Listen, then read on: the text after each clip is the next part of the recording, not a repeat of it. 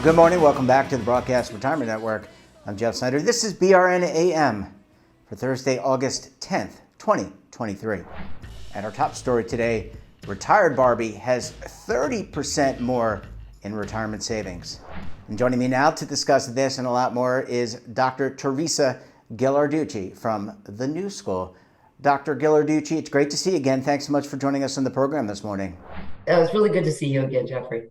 Yeah, and I love that we're talking about Barbie. Full disclosure, I grew up, my one of my asks as a young boy was I wanted a baby doll, and my mother did not get me a Barbie, but she got me a baby doll to play with. So the audience is probably very surprised there. But Barbie has been a sensational hit, not only in the box office, but as a toy for 60 plus years. And I want to ask you, how's Barbie doing as far as saving for retirement? How is she on top of her retirement game? Oh, retirement for women is fantastic for Barbie. She's continuously employed. She's never a mother, so she doesn't have the drain of children on her time, on her work life, on her engagement, and on college funds and on her retirement funds. So retirement in Barbie land is fantastic for women. Barbie land doesn't have patriarchy. And therefore, someone who lives without the impression of patriarchy does much better in saving for retirement. Yeah, and I mean, she's had in her 60 years, I mean, she's aged exceptionally well, but she has had so many different careers. And I'm not, there's too many to list, but she's had so many careers. I have to think that her 401k, and she probably has a pension because she's been working for 60 years. Yeah, you're absolutely right. I mean, she's got to be lock set for retirement. Yeah, one of the best things about Barbie is that she was able to join the workforce before the rise of the 401k system. So she had a good 20 years under, she was a full-blown adult when she was born, and she was engaged in the workforce as soon as she was born. So she had no time off. And she worked under the DB system for at least 20 years. So that earned her credits to a lifelong annuity. And because of some of her careers in unionized industries, her DB plan was indexed to inflation.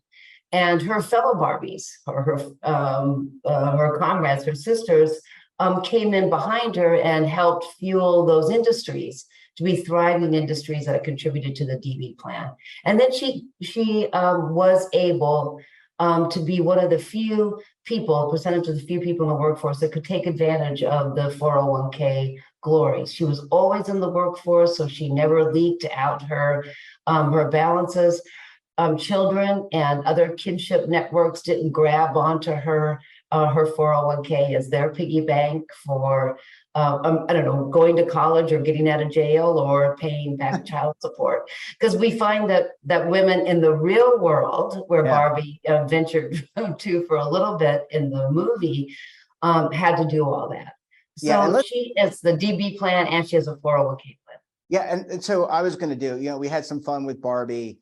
Obviously, that is a fantasy construct and not reality. Let's talk about reality here, Dr. Ghilarducci. Let's talk about women. How are they doing relative to what Barbie experienced in Barbie Land?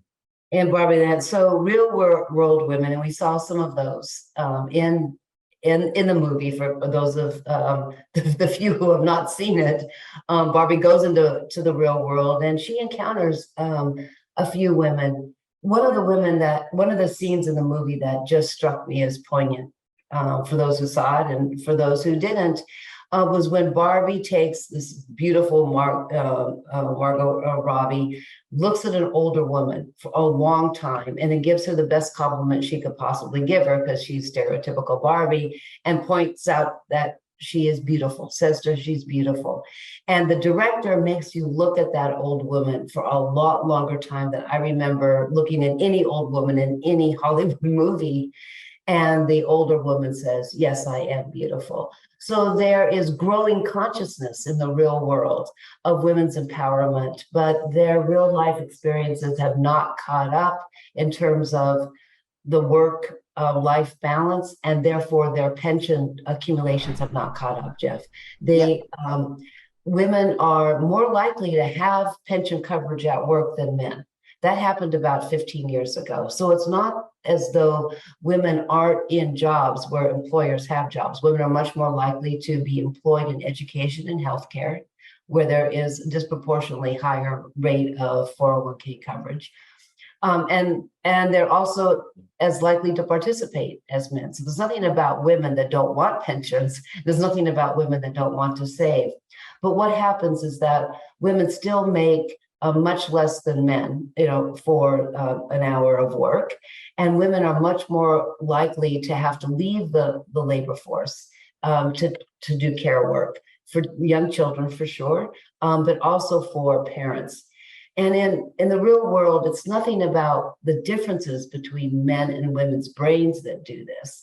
It's a construct called patriarchy that leaves women to do the lesser work, which is the unpaid work, and also to be isolated in low-paid occupation, or to accept lower paid jobs for the equal work.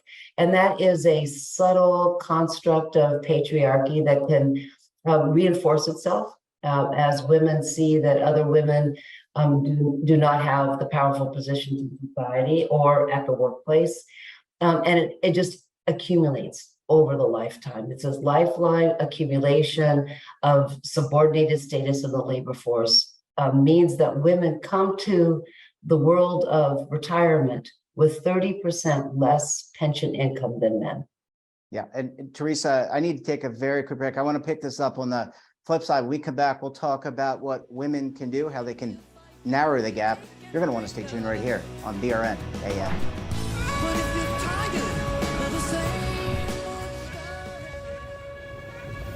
Imagine a new television network that will make you richer, healthier, and in control of your financial future.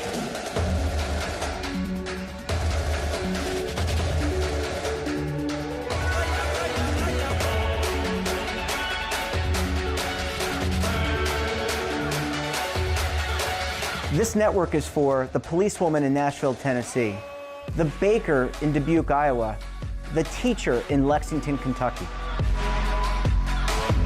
We want to make the idea of savings and retirement culturally relevant. But what do you see as a defining issue of the midterms, especially for the smaller businesses? I mean, they are the lifeblood of the American economy.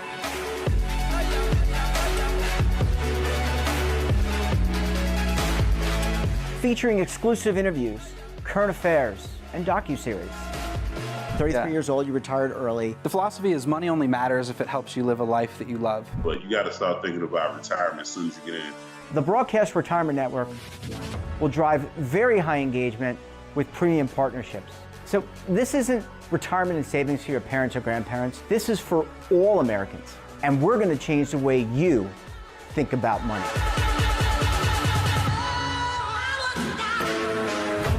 Welcome to the next frontier of retirement and savings. This is BRN, the Broadcast Retirement Network. Welcome back. We're joined this morning by Dr. Teresa Ghilarducci of the New School. Dr. Ghilarducci, thanks so much for staying with us for segment number 2 this morning. Yeah, good. So, Dr. Ghilarducci, let's talk about what employers can do. I'm going to talk about narrowing the gap. And I want to ask you, does this environment now where there's a lot of freelancing going on, the gig economy, can that help women narrow the gap? So let's start with what employers can do, and then let's go into the gig economy. Oh, that's great.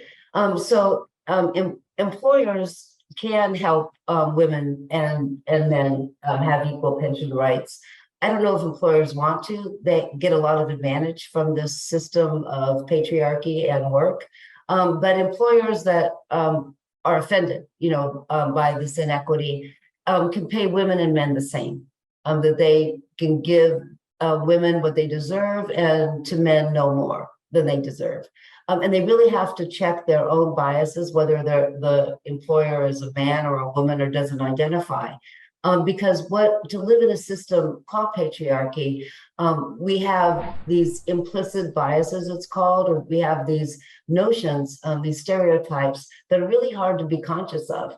So we have to be sure that we are describing the work that women do in the same way, in the same weight, in the same importance, the work that men do. Often what men do is measurable and defined.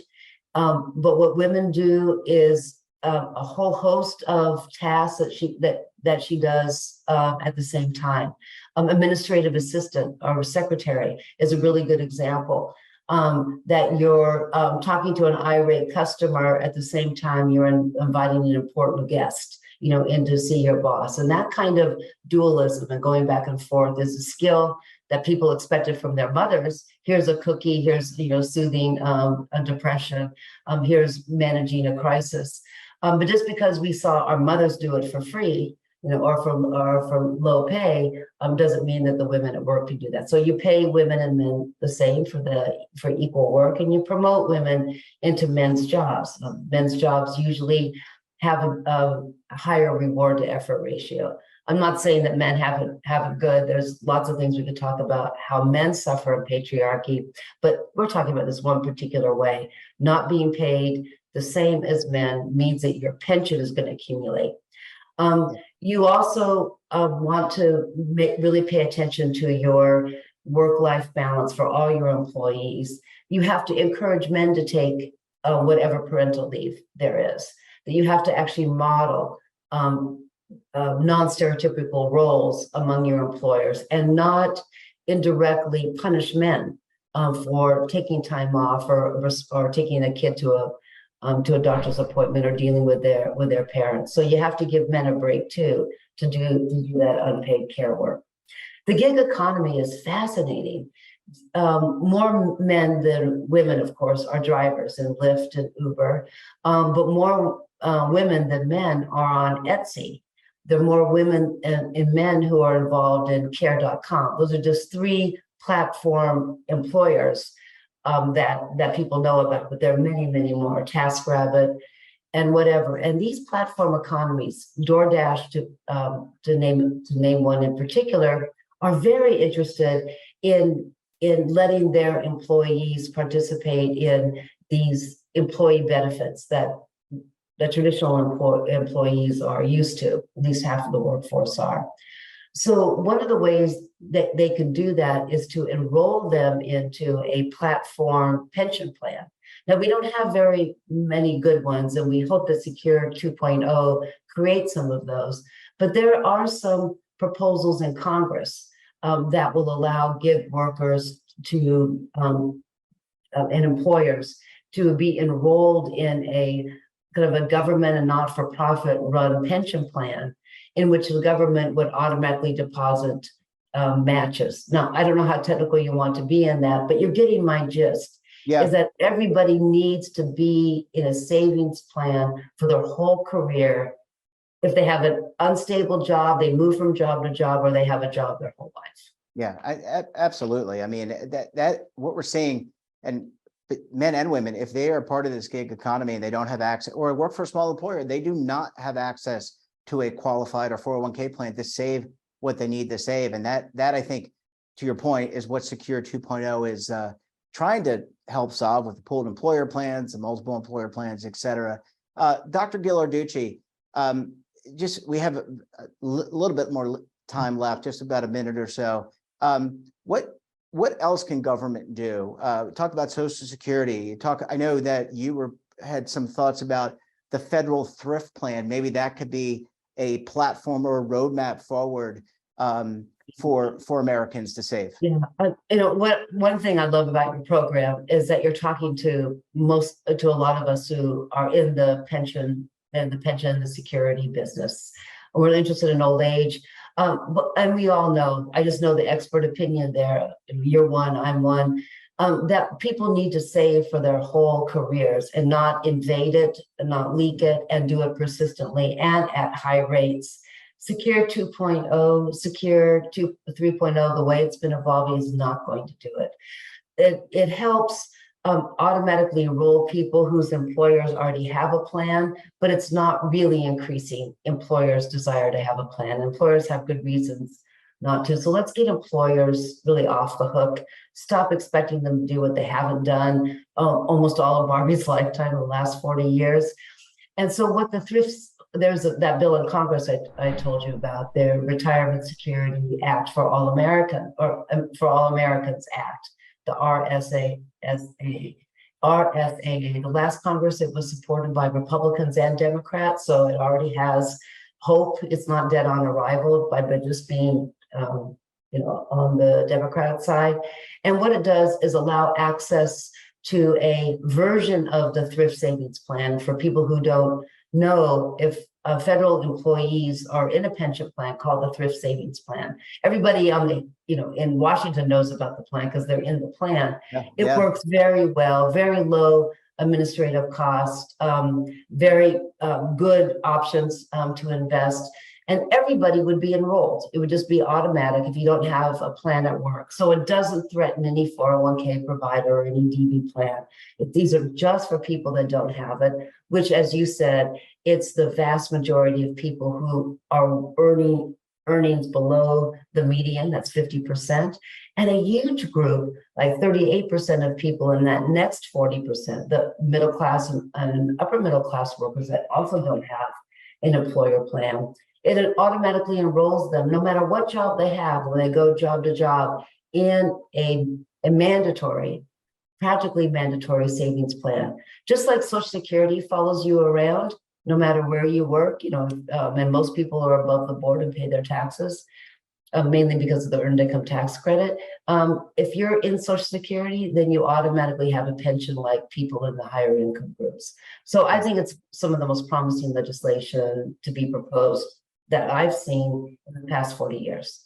Yeah, I guess my biggest frustration as somebody in the industry is it moves at a glacial pace. And there have been a lot of good positive changes, but I feel like we need to do more and sooner. That's just my I think all of us. Yeah, I think all of us agree. Yeah, it just gets frustrating sometimes when you see that there are ways to really help people and there are these barriers. But again, that's why we talk about it on this program. Dr. Ghilarducci, always a pleasure to talk to you. Thanks so much for sharing your insight. And look, we appreciate talking about Barbie as well. Have a great rest of your day. We look forward to having you back very soon. Bye-bye. Talk to you later. Bye-bye. And that wraps up this episode of BRNAM. Have a topic of interest, someone you think we should talk to, drop us a line. And don't forget, for all the latest curated news and lifestyle, wellness, finance, tech, so much more, all in one place, check out today's edition of our daily newsletter, The Morning Pulse. Want to search our archives, check out our latest content, visit our website, of course. And we're back again tomorrow for another edition of BRNAM. Until then, I'm Jeff Snyder. Stay safe, keep on saving, and don't forget, roll with the changes.